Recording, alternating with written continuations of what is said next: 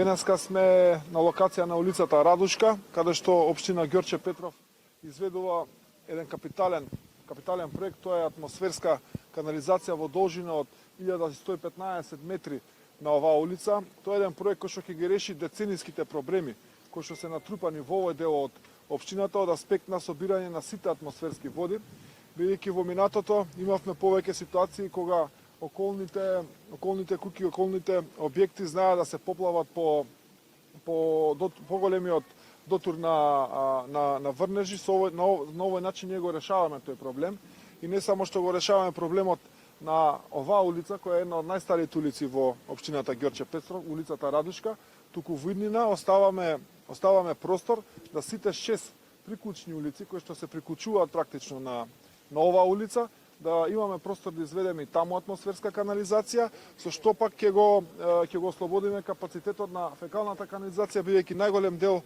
односно сите атмосферски води во моментов се слеваат во фекалната канализација, што дополнително представува проблем за жителите на овој дел. Проектот е финансиран преку програма на Светската банка, МСИ-2 програмата.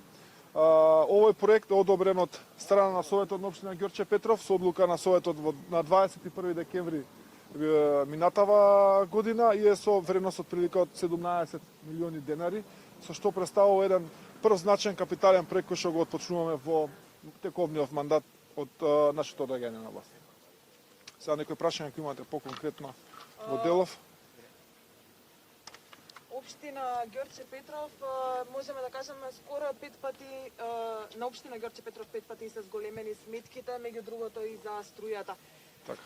Зел побара од владата, чекаме да видиме дали владата ќе ви помогне или не. Ваш коментар во односно? Па видите, нашите сметки се буквално 5кратно зголемени, ако гледаме во однос на она што било претходно за плаќање струјата. Јас пред да дојдам на настанов имав средба со моите луѓе во секторот за финансии. Ние кој имавме планирано за годинава 37 милиони денари за струја, ќе мораме со ребаланс на средства да предвидиме дури до 60 милиони денари. Тоа е огромна количина на пари, тоа е приближно милион евра годинава за струја, да го продолжи тенденцијата во оваа насока. Ние правиме се што е во наша надлежност како општина, да направиме максимални заштеди.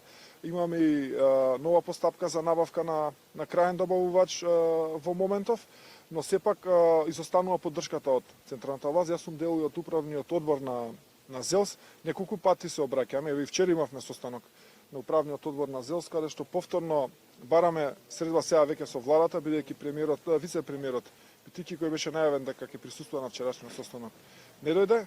Бараме директно средба со премиерот Ковачевски да разговараме за проблемот кој што ги засега сите општини генерално и кој што допорва ќе ни се одрази не само во делот на сметките на покачена електрична енергија, покачени енергенси, нафта, газ, дополнително во исто време ни ги намалуваат дотациите за образование, за градинките. Во општина Ѓорче Петров 10 милиони денари помалку има дотации за градинките оваа година и она што е планирано како дотација во делот на снабдување на училиштата, во делот на образованието со енергенски ќе ни фалат најмалку 4 милиони денари во овој момент. Доколку продолжи кризава со овој интензитет ќе ни фалат многу повеќе. Значи притисокот врз централната власт е не само во делот на електричната енергија и другите енергенси, него и околу блок дотациите кои што ни стигаат, а ни се намалени во делот на образованието и на делот на заштита на децата во градинките.